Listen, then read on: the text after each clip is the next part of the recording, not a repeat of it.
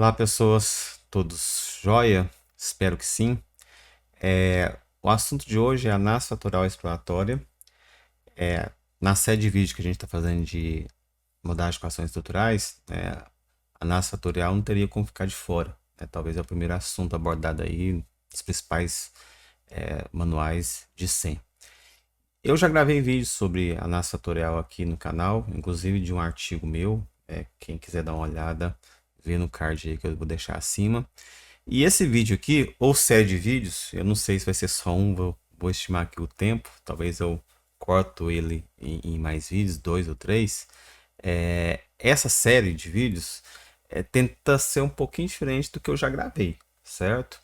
Lá eu estou preocupado mais com as boas práticas, recomendações, né, das decisões que nós temos que tomar dentro da análise satural exploratória.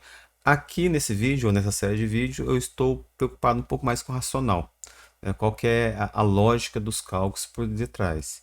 É óbvio que não tem como fazer isso detalhado, né, até porque não é a intenção aqui do canal, mas pelo menos os passos principais e a ideia que está por trás, principalmente da estimação dos parâmetros do modelo, dos modelos de análise fatorial exploratória. Beleza? Espero que vocês curtam os vídeos aí, ou o vídeo ou os vídeos, não sei. E vamos nos falando. Um abraço.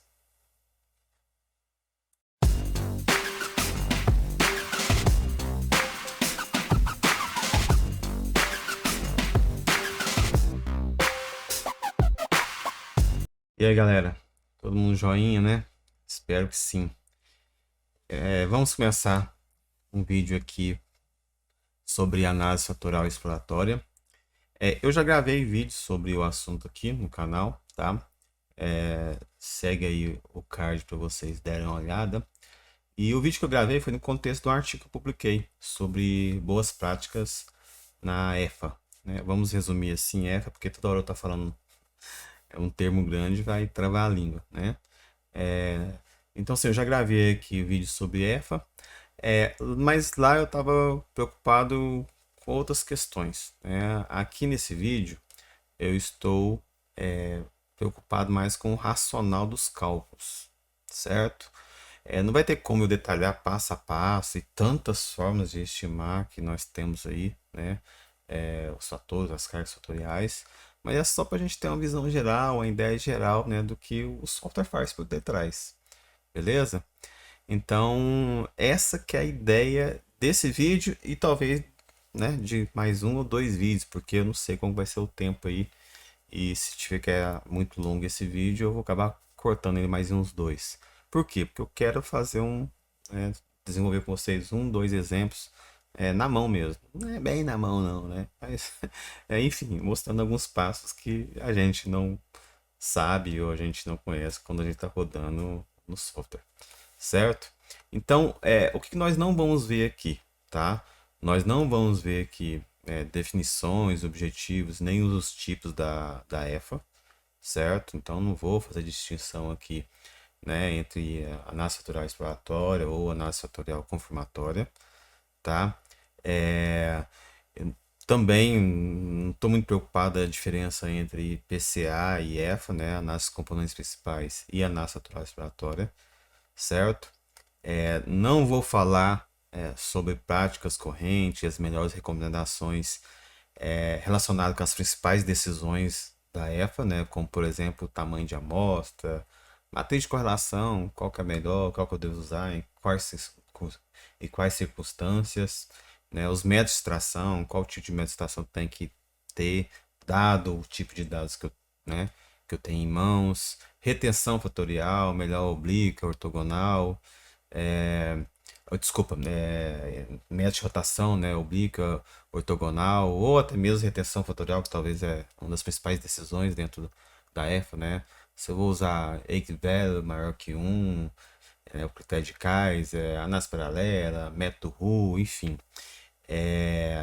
E também não vou falar especificamente sobre um software ou outro, aplicação em um software ou outro, especificamente nesse vídeo, tá?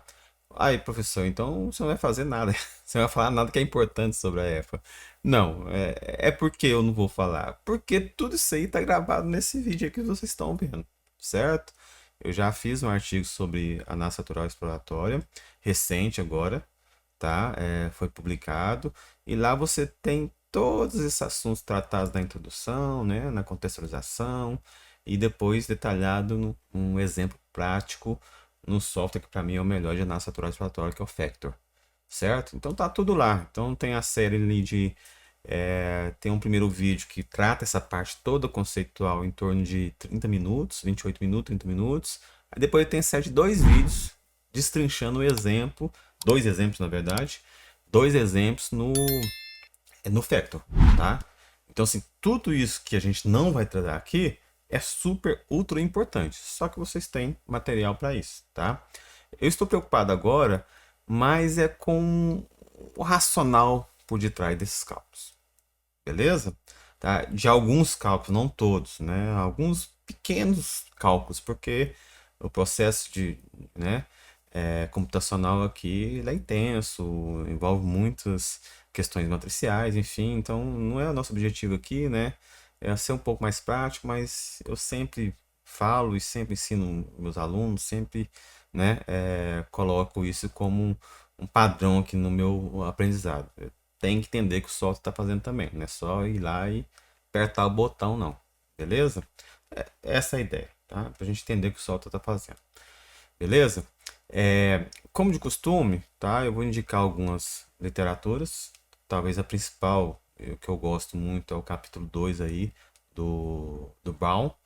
Tá? É um capítulo, né? Uma leitura direta ao ponto, concisa, apresenta os principais pontos, apesar de não dar muita atenção aos métodos de estimação para uma AFE, né? Uma EFA típica na nossa área, que é com dados ordinais, né? Itens de questionários do tipo Likert. Então, apesar disso, é uma muito conhecida, que aí talvez o pessoal aí da administração de negócios vai saber mais, do Hare, né? Tem a versão aí de 2019 do livro do Hare, e o capítulo 3 ele trata de análise fatorial exploratória, tá? Essa é uma leitura mais densa, é densa, é longa, não vou falar densa, é longa, porque é muito repetitiva, certo? Muito extenso. No começo, lá nas versões iniciais desse livro, né, há 15 anos atrás, a versão de 2009, sei lá, 2004, não lembro, não estava clara a diferença entre EFA e PCA. Melhorou, mas eu acho que ainda tem alguma confusão nesse material, certo? Então, assim, se você tiver que escolher, talvez, né, devido a questões aí de parcimônia, de tempo, o Brown é a melhor leitura, certo? Mas tá aí a leitura do Hare também, né? Então, quando eu cito aqui as bibliografias, gente, no começo de cada de vídeo, como vocês podem perceber, vou tentar adotar essa prática aqui, porque no fundo eu tô regurgitando aquilo que eu aprendi nos livros, nos artigos, certo? Então, e que eu, né, já fiz uma seleção, pré-selecionei, para achar que é uma boa leitura, dado o nosso público aqui, dado quem está aprendendo aqui, ou pretendendo, ou está tentando aprender aqui com os vídeos do canal, beleza? E uma terceira leitura, que aí sim, né, é um material só sobre isso, é o do Fabig e do Wegner, beleza? Aí os 4 primeiros capítulos seriam recomendados. O último é mais implementação e tal. E aí é uma leitura mais extensa, porém é mais tranquila, viu? É uma leitura bem tranquila, extensa, a matemática é bem pouca. Só que ela é de 2012, então ela está um pouco desatualizada em relação, por exemplo, àquilo que a gente trata nos vídeos aí que eu já gravei do artigo que eu publiquei, né? Então tá meio desatualizado, mas é uma boa leitura para entender isso aqui que eu pretendo passar para vocês, que é o racional dos cálculos, certo? Então, pelo menos esse material aqui, ele é bom nesse sentido, tá? Beleza, então vamos continuar aqui. Só recapitulando, aí o pessoal aí é bom entender e dar uma olhadinha no vídeo anterior, né, que a gente está fazendo na série aqui de modelagem de equações estruturais, que a gente pode entender a FE, a EFA, como né, um caso especial da modelagem de equações estruturais. Né? Se vocês deram uma olhada lá no vídeo anterior, viu que a gente colocou os conceitos, né, as principais denominações, e a gente pode pensar, por exemplo, a F dessa forma. Né? A gente está tentando mensurar uma variável latente que a gente não sabe se existe ou não, e se existe, como que ela se origina, a partir de quais itens, né, variáveis observadas que ela se origina. Então, a variável latente eta, certo? E nesse caso aqui especificamente, a variável latente eta 1 sendo mensurado por 4 itens ou variáveis observadas, né? W1, desculpa, Y1 até Y4. Tá? Os lambdas aqui são as cargas fatoriais, os epsilon aqui, né, são os erros, certo? A variância única ou variância específica aqui de cada uma das variáveis observadas, tá? Então, assim, a análise fatorial, tá? Ela é um caso especial da SEM, tá? A ideia é a mesma, né, em que a estrutura de correlações ela está sendo modelada com a intenção de identificar o número e a natureza dos construtos latentes. Talvez aqui a principal diferença da análise fatorial exploratória em relação à modelagem de equações estruturais clássicas, né, do jeito que a gente conhece, que aqui a gente está preocupado com o número de fatores, que a gente não conhece e a gente quer conhecer e quer identificar. Beleza? Lá na C, dentro do contexto da análise fatorial confirmatória, a gente já tem especificado o número dos fatores. Beleza? Né? E aí a gente precisa, né, tentar achar uma matriz de correlação estimada, né, para comparar com a observada, e que vai dar conta, né, de fazer a previsão dessa matriz de correlações observadas. Tá? Aqui a gente talvez não está muito preocupado com testar hipóteses específicas, assim como, por exemplo, a gente está lá na AFC, né, na análise fatorial confirmatória. Ok? Então, assim, esse aqui é só um exemplo para a gente entender, né, que podemos pensar a EFA como uma SEM, beleza? Especificamente aqui, né, um exemplo. Eu tenho aqui esse W1 até W4, que são itens de uma escala aqui de depressão, tá? Uma escala de depressão, o eta aqui é depressão. O1, O2, E3, E4 são os itens dessa escala. Tá? Nessa escala aqui a gente tem aqui desesperança, sentimento de inutilidade, o O3, né, retardo psicomotor, e o O4 aqui, o item 4, distúrbio do sono. Tá? Então imagina que a gente pode escrever, tá, a EFA aqui, o modelo EFA, assim como a gente escreve o modelo SEM. Beleza? Imagina que a gente estimou as cargas fatoriais e podemos simplesmente escrever eles da mesma forma. Né? Então, como a gente chegou nesse cálculo aqui, a gente vai ver agora. Mas você tem aqui um modelo fatorial com um único fator. Né? Então, eu já de antemão sabia que é um único fator, mas a gente tem que... Nós temos técnicas para descobrir quantos fatores a matriz de correlações está falando, né, que existe. E a gente escreve aqui, né, assim como a gente escreve também na modelagem de equações estruturais. Então, você tem aqui o nosso eta, né, que é aqui um fator latente que a gente chama de depressão, certo? E impactando os itens observados. Beleza? Então, o que significa cada uma dessas coisas aqui? No caso aqui, é o 0,83. O O1 aqui é desesperança, né? Então, esse 0,83 significa o quê? É um aumento do score padronizado no fator depressão está associado a um aumento de score padronizado de 0,83 na desesperança. Tá? Por que esse score padronizado? Por isso aqui é a matriz de correlação, certo? colocando aqui em inglês, pessoal, porque como eu falei, eu pretendo um dia gravar um vídeo aqui em inglês, então já vai, de repente, quem sabe aproveitar já o que está escrito aqui, beleza? Então, poderia ser a partir da matriz de covariância? Sim, certo? Poderia ser a partir da matriz de covariância, poderia ser a partir da matriz dos dados originais ou transformados. Você tem os dados originais, transforma eles, por exemplo, centra eles na média, ou acha o z-score deles, ou seja, né, tira a média e divide por desvio padrão. Você também pode achar a covariância desses scores, que é a mesma coisa que a correlação, dá na mesma, ok? Então essa discussão se usa a matriz de covariância ou de correlação já não faz muito sentido, sabe? Porque todos os softwares já estão preparados para isso. Geralmente os softwares já usam, né, como default padrão a matriz de correlação. Ah, porque tinha antes que tinha aquela questão, né? Ah, deixa eu padronizar as variáveis antes de usar a natural exploratório, componentes principais. Hoje não precisa mais não, né? Você já, enfim, no software já tem aí o default como usando a matriz de correlação. E aí você não vai ter os problemas de escalas que teria se você usasse as variáveis originais a partir da matriz de covariância. Beleza? Quando você usa as variáveis originais e usa a matriz de covariância para fazer a estimativa das cargas, certo? Aí lá na variância compartilhada você pode ter problemas devido às medidas, devido às escalas das medidas, certo? Então nesse caso aqui, a gente viu aqui, né, se a gente pegar esse valor aqui,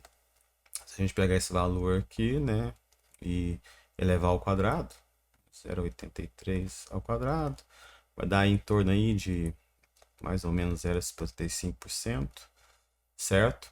Então, 61% é a variância comum, né, que é explicada pela variável latente de depressão, né, que é o que nós chamamos de comunidade, certo? É comunidade. A diferença disso aqui, né, a diferença, 1 menos esse valor, 0,685, que vai dar, por exemplo, 0,315, né? 0,315, que é justamente, né, a variância única, específica aqui do item, certo? Que ela é única, que ela é mensurada, né? Ou seja, ela é o erro de específico, né? Aliás, é a variância específica mais o erro de mensuração. Essa é a variância única. Beleza? E aí, se a gente somar, né? Você pegar e somar aqui, certo? 0,68 mais 0,31, beleza? Você vai chegar justamente igual a 1, né? Igual a 1, que é justamente a variância total. Beleza? Então, a gente consegue fazer esses cálculos meio que direto, levando ao quadrado, tirando a raiz, quase sempre assim, para achar uma variável em função da outra, quando a gente tem o quê? Quando a gente tem a matriz de correlação, certo? Então é bem tranquilo. E como as variáveis, por exemplo, são completamente padronizadas, também você consegue achar também, por exemplo, aqui, ó, como elas são completamente padronizadas, nesse caso a gente tem correlação, né? 0,83 que multiplica 0,84, aproximadamente aqui vai dar 0,69, 0,696. Essa aqui é a covariância, né? Ou correlação do item 1 com o item 2. Beleza? Se a gente pegar a soma disso aqui tudo ao quadrado, leva isso aqui ao quadrado, leva isso aqui ao quadrado, leva isso ao quadrado, leva isso ao quadrado, soma tudo.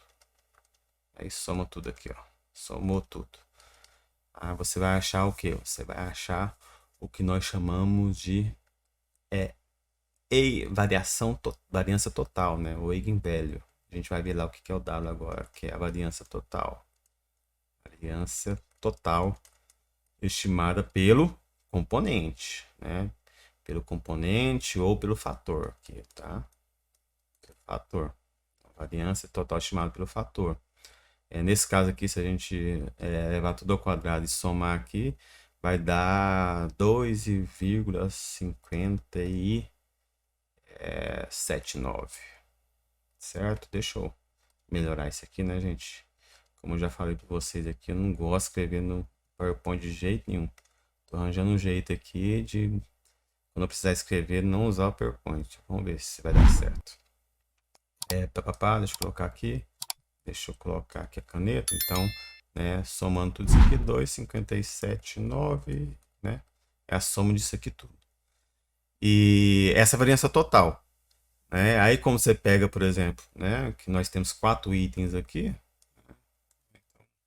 é 2,579 dividido por 4, em termos percentuais, vai achar que 64,5%. Então esse fator aqui, certo, explica 64,5% da variância dos itens. É uma boa explicação, 64,5%. Beleza? Então, assim, só contextualizei aqui para a gente entender que você pode pensar a EFA, análise fatorial exploratória, como um caso especial da SEM. Todas essas contas que a gente faz aqui na análise fatorial exploratória, a gente pode fazer na SEM também, viu? Todas elas. Beleza? Só que a gente mostrou aqui, né? Como a gente viu aqui, a forma de diagrama, né? Representação e tudo. Mas você pode pensar também, você pode pensar dentro do ponto de vista da equação. Professor, equação não, pelo amor de Deus. Não gosto de não gosto de ver nem a continha, prefiro os diagramas. Ok, concordo que você é mais fácil, mas às vezes a gente precisa de dar uma olhadinha na equação para entender alguns pormenores que está por trás aí, que a gente não consegue ver só no diagrama, tá? Então, nesse caso aqui, ó, se a gente quiser pensar em termos de equação, deixa eu apagar isso aqui que acabou, né, vindo aqui. Se a gente quiser pensar em termos de equação, essa aqui seria uma equação proposta, certo? Deixa eu voltar aqui, não é isso que eu queria mostrar, não. Eu queria colocar a caneta. Então, nós temos aqui o y, né? O y1, o j aqui é 1, 2, 3, 4, assim por diante, né? A gente tem só 4 itens. O y1 é igual a carga fatorial, né? E aqui no primeiro momento a gente não sabia, né, que tinha só um fator latente, ok? Mas dado que a gente encontrou só um fator e só um fator é o suficiente para explicar tudo, né? Tudo não, né? A grande proporção da variabilidade dos dados, dos itens, a gente não precisaria, né? Desses outros termos aqui, né? Porque aí você teria um outro vetor de cargas num lambda 2, que seria um outro fator, um segundo fator, e assim por diante, até o k fator. No nosso caso específico aqui, né? Seria isso aqui, né? Certo? Né? Seria então o y aqui é o O1, é o item 1, né? O que eu chamando de O1 até o O4, só um fator, né? Só um fator. É só o fator que nós chamamos de depressão. E a grande diferença que nós temos aí em relação a PCA, componentes principais, é que tem um erro aqui, né? Tem uma variância aqui específica que é inerente e própria de cada um dos itens. Beleza? Que a gente não pode desconsiderar. Na PCA, na análise de componentes principais, a gente desconsidera. Né? Joga para o limbo. Beleza? Então, deixa eu apagar isso aqui para ficar melhor. O que está acontecendo aqui? Então, eu tenho aqui, como a gente viu, só para contextualizar, né? Você tem, então, uma... sumindo também, né, gente? Que a gente está trabalhando com... A gente está trabalhando com a matriz de correlação também, certo? Matriz de correlação. Nós temos aqui... então, aliás, vamos melhorar isso aqui, né? Eu não quero trabalhar na forma algébrica, não. Uma equação para cada, né? Porque é isso que está acontecendo, né? A variável latente minha, VL aqui, né? Deixa eu colocar em inglês aqui, que eu acabo esquecendo. Certo? A minha variável latente aqui, ela está afetando cada um dos itens e cada um tem um erro específico, então são 4 equações. Se eu quiser escrever isso na forma matricial, posso fazer isso aqui. Então veja que é bem parecido, né, com a regressão múltipla. Tá? Existe uma analogia bem de perto da regressão múltipla. certo? Opa. Você vai falando em inglês, português, escrevendo em português, você fica meio travadinho.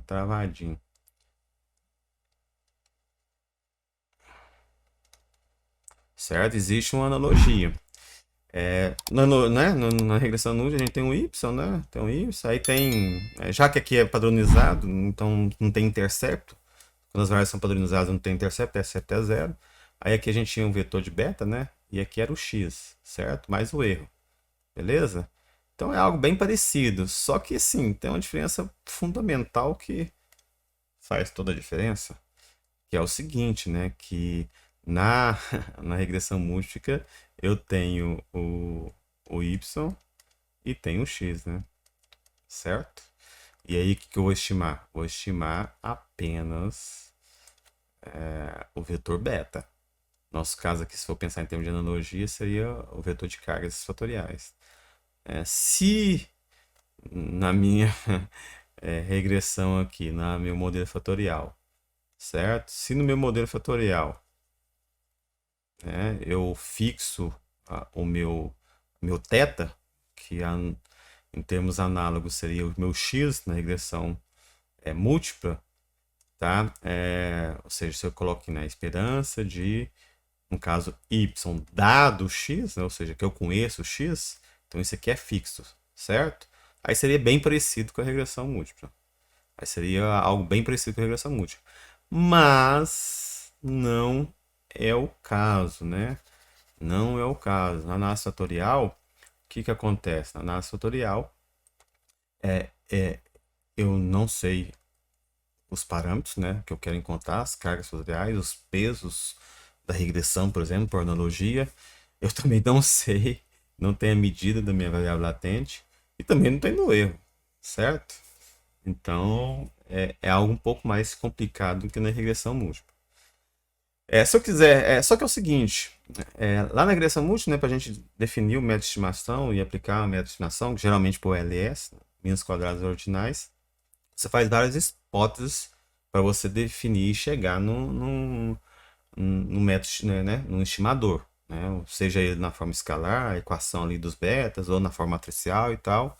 É aqui da mesma forma, né? A gente faz algumas hipóteses aqui sobre o termo do erro, principalmente, variância específica, né? Que não existe correlação entre o termo do erro e a variável latente.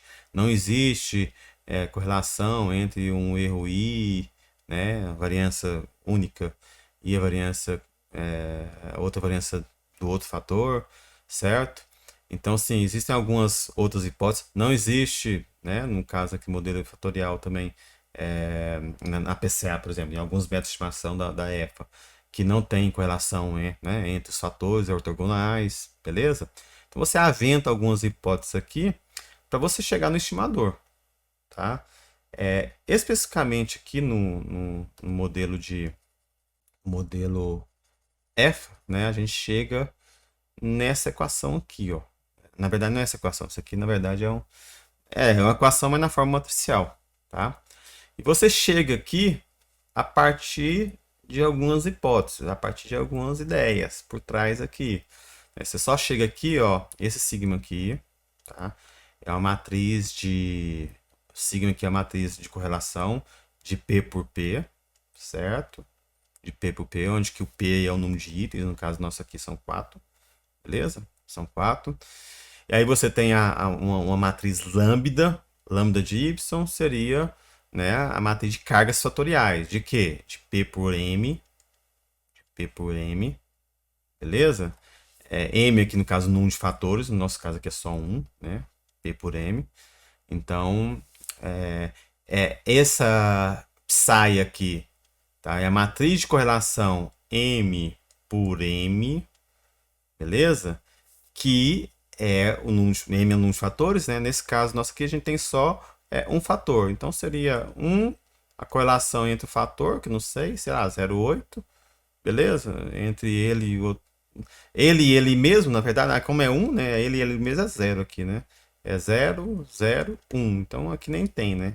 Aqui nesse caso que poderia até assumir esse psi aqui, certo? Mas aqui, esse psi seria, no caso, a matriz de correlação entre os fatores. Novamente aqui a matriz lambda é a mesma lambda aqui, só que transposta, né? O aposto aqui significa que está transposta, beleza? E que aí, deixa eu apagar aqui, tá muito borrado, gente. Muito borrado, borrado, borrado, borrado, borrado. Beleza, deixa eu colocar aqui. Mas o que? Aí aqui vem o termo do erro, que diferencia principalmente em relação a PCA, certo? É o termo do erro, que no nosso caso aqui é a variância única, né? Que é a matriz θ. Isso aqui é a matriz diagonal, viu? Isso aqui é a matriz diagonal. Matriz I, certo? Que multiplica, tá? As variâncias únicas. Então, o que eu estou falando? É a matriz, né, de erro I, 1, 0, vamos supor que é 3, né? 0, 0, 0, e 2, 0, 0, e 3, 0. Então, é a matriz diagonal dos erros. Inclusive, né, dá para perceber aqui que, né, eu já tinha aventado uma hipótese antes, né, que não existe correlação entre os erros, né? Então, correlação entre um erro 1 e um erro 2, ou seja, variância única, e a outra variância do outro item, ela é zero, certo? Então, é a hipótese do modelo. Então, assim, agora como que eu cheguei a isso aqui? Né? Como que eu cheguei nessa ideia aqui? Ó, eu cheguei aqui porque eu calculo aqui a variância de y, certo? Quando eu calculo de variância de y, vai ser, dá para a gente ver que no fundo é a matriz dos erros que multiplica a matriz de identidade, que multiplica a matriz dos erros transposta, tal. Não vou entrar nesse detalhe. A gente calcula a variância de y. E no fundo, o que a gente quer aqui, gente, com a análise fatorial exploratória, com a PCA? A gente quer maximizar a variância explicada. Então, o que você faz? Você simplesmente pega a variância. Eu vou colocar isso aqui depois também, viu? Tem anotado aqui no exemplo que a gente vai tratar e tal, eu vou colocar isso. Mas você pega a variância, a fórmula da variância, certo? E pega a partir de um critério de maximização, né? Então, ó, eu quero maximizar a variância de y, dada a restrição que cada uma das variâncias individuais, de O1, O2, O3, O4, não pode ser mais que 1, já que as variáveis nem estão padronizadas, por exemplo. Então, a variância máxima é 1. Então, cada um não pode superar um próprio item, certo? Então, aí você pega, aí tem alguns critérios de otimização, né? O multiplicador de Lagrange talvez é um dos principais e tal. E a partir né, desse critério de otimização, você acha essa fórmula aqui, certo? Você acha essa fórmula aqui, que é a fórmula talvez a mais geral possível para a FE. Beleza? Só que esse exemplo é muito simples, né? Só de um fator. Então vamos pensar num exemplo um pouco mais complicado. Que jeito, professor? 2 fatores, por exemplo. Vão dificultar a nossa vida aqui, né? Imagina que nós temos 2 fatores aqui. Esses 2 fatores são ortogonais, né? Então pode perceber que não existe uma setinha entre aqui e aqui. Então, são 2 fatores independentes ortogonais. Então a correlação entre eles aqui é zero, certo? Aqui é difícil, né? Podia mudar. O U aqui é o mesmo E nosso, viu, gente? O E antes, o E1 epsilon. Porque é bom e ruim. Vamos adotar sempre a mesma nomenclatura. Beleza, mas quando você vai num livro, vai no outro, eles adotam nomenclaturas diferentes. Então é bom a gente ter conhecimento e se deparar com várias possibilidades aqui ao longo do curso, tá? Então, às vezes você vai ver a nomenclatura do erro por U, tá? Por U, E. É comum na regressão múltipla, na econometria também, o erro ser, né, considerado o Ezinho ou Uzinho e tal, o resíduo, né? Certo? R e tal, enfim. Mas o mais comum é o U e o epsilon, certo? Então, beleza. Então, essa indicação que dá seta 1 aqui, né, é o quê? Significa que um aumento da unidade do fator único, beleza? A variância única, tá? Corresponde a um aumento de uma unidade da variável de medida. Então, isso aqui sempre vai ser 1. Então, quando a gente vai modelar isso no software, por hipótese, você define isso aqui como 1, tá? Define como 1, né? Alguns softwares já mostram lá 1, 1, 1. Outros não. Outros tá implícito que já é 1. Certo? E eu sei que é independente, né? Óbvio que esse exemplo aqui é um exemplo extremo, né, gente? Porque, olha só, você tem que um V1, parece que tá fazendo um cluster aqui, né? Um cluster de correlações, né? Você tem V1 ao V3 que tem correlação de 0,9 entre eles. A mesma, né? Eu fiz isso para facilitar a vida, né, gente? Entre eles. E as outras, né, no caso aqui, V3, V4, V5. Opa, tá. Deixa eu... Peguei a errada aqui. Vou apagar aqui. E a V4, V5, V6, né? Aqui, ó. 0,9 entre elas. E entre V1, V2, V3 e V4, V5, V6, né? Entre elas aqui, 0. Por isso, né? Por isso, você não vê uma setinha aqui bidirecional entre eles, porque é correlação que indica que é 0.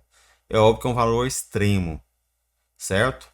Mas veja, né? A gente tem aqui. Isso aqui também por definição, viu, gente? Variância do fator é único 1.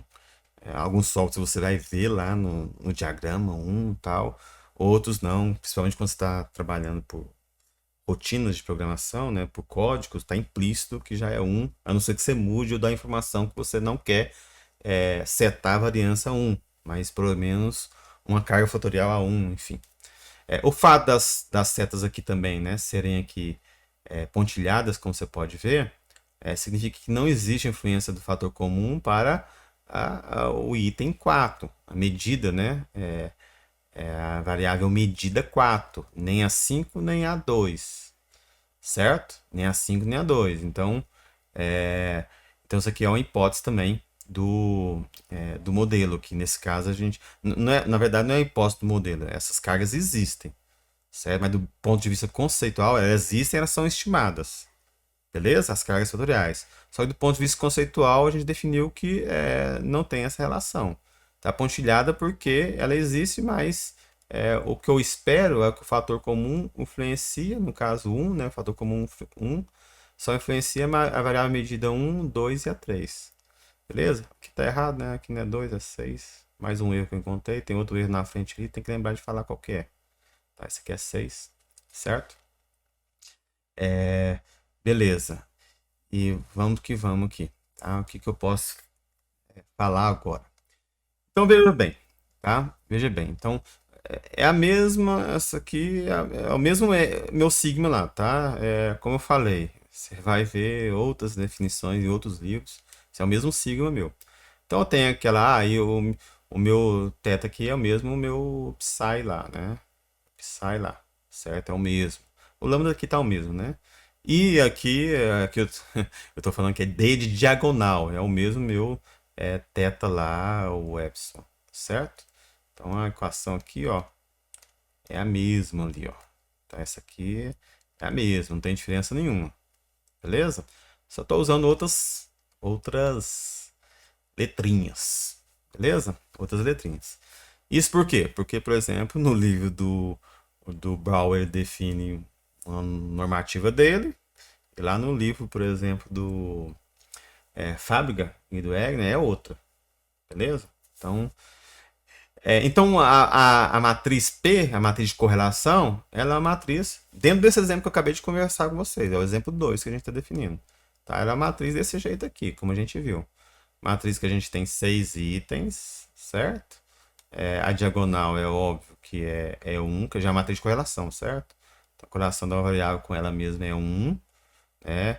Ela é simétrica, então o que significa que a parte de baixo aqui, tá? A parte de baixo é igual à parte de cima, então por isso que não tem nada aqui, beleza?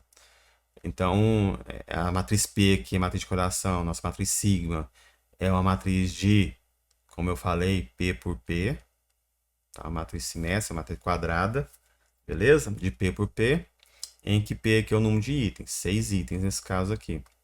E aí a nossa matriz de lambda, tá? É a matriz de pesos, tá?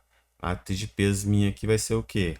Matriz de P por M, né? Que, né, M aqui é o meu número de fator que eu estimo. Mais uma vez, aqui eu estou falando que existe 2 fatores. Uma das principais decisões nossas dentro da FE é decidir quanto fator, tá? Mas como eu falei, eu não estou preocupado com isso agora, porque temos vídeos sobre isso e tal. Estou preocupado, né, no racional dos cálculos dos parâmetros, tá? Então, aqui nesse caso, eu defini que eu tenho um M1 e um M2. Os fatores são conhecidos. Agora existem vários critérios para saber como eu escolhi esses dois fatores. Eigenvalue, Kaiser, análise paralela, análise Hu, enfim. E aí os melhores vocês conseguem ver nos outros vídeos. Tá? Então a matriz, né? Cada um desses lambdinha aqui, lambda 1, lambda 2, lambda 1, 2, selecionado ao componente que multiplica a variável para você achar a estimativa da variável observada, né? Beleza? Ok. Então vamos lá, continuando aqui, né? Especificamente no nosso exemplo aqui, como a gente pôde perceber, nesse caso aqui é a correlação, né? A nossa matriz aqui, Fi, é a matriz de correlação entre os fatores. No nosso caso aqui é zero, né? A gente definiu que é zero. Então, poderia abreviar a minha forma desse jeito aqui. E é o que geralmente a gente usa, viu? Beleza? Tá? É comum a gente começar a supor que essa correlação ela é zero.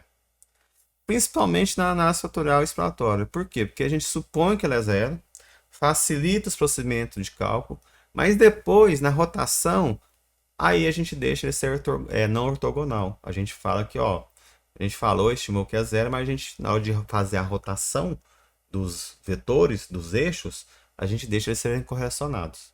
Então é comum a gente assumir que é zero, não só na F, mas como na PCA também. Beleza? Então, assim, dentro do nosso contexto aqui, esse exemplo aqui, que os fatores são independentes, né? Tá claro pela matriz de correlação, é zero entre eles, né? E fica nítido que aqui é zero mesmo, tá?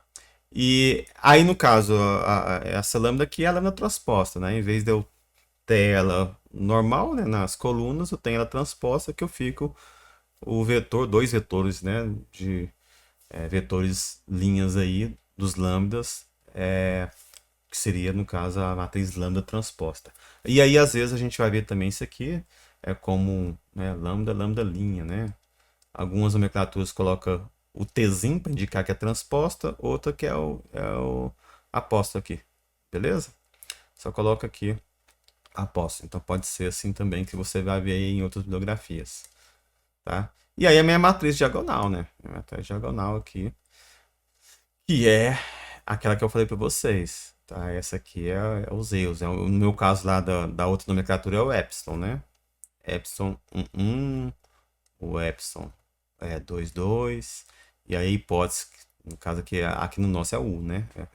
Da equação lá é o Uzinho, certo? Do nosso modelo anterior, lá era o Uzinho, certo?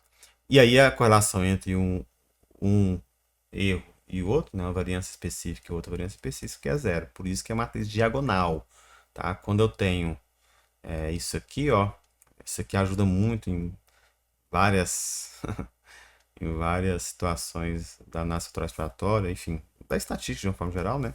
Quando eu tenho essa matriz aqui, em que é tudo zero abaixo ou zero acima, né? Aí nós chamamos de matriz diagonal, por isso do D aqui, certo? Por isso do D. Então, essa é a cara, essas são as caras das matrizes que tem origem aí para a gente estimar os parâmetros. O único que é conhecido é essa aqui, ó, que eu tenho estimado a partir dos dados, que é a matriz de correlações. Aqui eu estou pensando não fiz essa distinção, mas quando você faz teoria, primeiro você faz todo o procedimento de derivação do ponto de vista populacional, aí depois você vai ver se aquilo que você fez por população também pode ser a partir de uma amostra. E aí, dependendo do que acontece, fazer um ajuste ou outro, já que as estimativas são a partir de amostra. Nesse caso aqui eu falei amostral, mas nesse caso eu falei aqui tudo aqui do ponto de vista populacional. Aí quando a gente vai fazer amostral, a vantagem aqui é que, né, tudo que eu vi aqui para a população vai para a amostra também. Aí às vezes eu mudo aqui, coloco R, né? A matriz de correlação amostral é R ou S. É comum a gente ver como R ou S também, certo? Então, continuando aqui, o que nós temos então? Um resumo, né? Um resumo aqui, beleza? é isso aqui, né? No caso, essa aqui é a conta. Essa aqui eu tenho. Isso aqui eu tenho a partir dos dados. Eu estimo a partir dos dados a partir de uma matriz de correlação amostral. Beleza? Agora, isso aqui, ó, que é a mesma das coisas disso aqui, né? Porque é só transposta, eu tenho que estimar. Da mesma forma, né, os erros vão sair aí estimados também. Beleza? Então, o que eu tenho que estimar são as cargas. Né? E... aqui que tá o erro. Aqui, né? Esse aqui é mais... De onde que vem isso aqui? R é igual, né? De onde que vem, no caso aqui, né? Onde que vem isso aqui? Falei para vocês lá. Quero maximizar a variância explicada de y. Dado assim, dada a restrição, eu acho essa fórmula aqui. Vê que não é um problema simples, né? Você tem a multiplicação de duas cargas, você quer saber qual que é a carga que maximiza a variância explicada aqui, que é o R. Dado, né, que a gente também tem um erro implícito aí, que a gente tem que estimar também. Certo? Né, se a gente quer pensar só na diagonal que é 1 aqui, né, basta a gente fazer a multiplicação aqui dos termos, né? Calma, que multiplica aqui, multiplicação de matriz, viu, gente? Aqui, multiplicação de matriz, multiplicou a carga 1 pela carga 1 mais carga, né, esse termo aqui, multiplicado pelo segundo termo da coluna. Isso aqui é a multiplicação de uma matriz pela sua transposta. Então tá aqui. Mais, né? Aqui é mais, por isso que estava errado aqui, mais o termo diagonal. Beleza? Se eu quiser estimar calcular algum termo, né? No caso, o termo aqui que eu falo é a correlação, né, gente? A correlação. Estimar a correlação a partir das cargas que eu encontrei. Né? Fora da diagonal, da mesma forma. Né? 2, 1 com 1, 1, beleza? 2, 2 com 1, 2. E assim por diante. Certo? Aí no caso aqui não preciso colocar, né? Porque é 0. Certo? No nosso caso aqui, a gente... e outra coisa, essa conta eu posso fazer, né? Como vocês sabem aqui, ó, 6 por 6, matriz 6 por 6. Aqui é a matriz 2 por 6. E, né, contra uma matriz 6 por 2. Então, eu vou gerar a matriz 6 por 6. Beleza? Quais cargas que eu uso aqui? Essa que é a grande questão. Para que eu tenha a melhor estimativa possível dessa matriz de correlação. Dado é óbvio, né? Que também tem um erro. Beleza? Mas eu vou falar mais sobre isso aqui adiante. Tá? E como eu falei para vocês, né, geralmente a gente conhece a matriz de correlação populacional, estimamos ela a partir dos dados. Aí nós temos a matriz de correlação amostral, chamando de R, então pode ser uma aproximação. Né? A fórmula que não muda, tá? É o vetor de cargas fatoriais multiplicado pelo seu... Vetor não, né? Porque pode ser mais de um fator. É a matriz de cargas fatoriais multiplicada pela sua transposta, mais um erro. Beleza? E aí, na hora de estimar, eu posso simplesmente jogar esse termo para cá. Tá? É o que eu faço aqui. Certo? Posso jogar para cá. Tá? E aí, né, que tá a principal diferença entre a EFA e a PCA. Certo? Na PCA, eu considero que isso aqui é 0. Eu considero que não existe. Beleza? Eu considero que não existe. Na EFA, como eu tenho, olha só, como inicialmente só tenho isso aqui e tenho que estimar isso aqui e isso aqui, não tem como, né? Uma equação, duas incógnitas. Eu tenho que partir de algum pressuposto sobre o d de y. Beleza? Na EFA. Tá? Na PCA, basta fazer isso aqui. Por quê? Porque é isso aqui, ó. Na PCA, a ideia é você se preocupar só com a variância total. Tá aqui, ó. Isso aqui é um erro. A variância específica. Quando você passa para lá, certo? Você está tirando da variância total uma variância específica. Ou seja, você vai ter aqui só variância comum. Então, na EFA, a minha preocupação, a FE, é a variância comum. Tá? Então, na PCA, eu tenho essa situação, que apesar que eu posso até clicar aqui que eu coloquei. Né? Na PCA eu tenho essa situação aqui, em que eu uso simplesmente, tá, a matriz de correlação. Deixa eu colocar aqui, que eu já ia colocar em português. Tá? Aqui, na PSA, eu uso a matriz de correlação.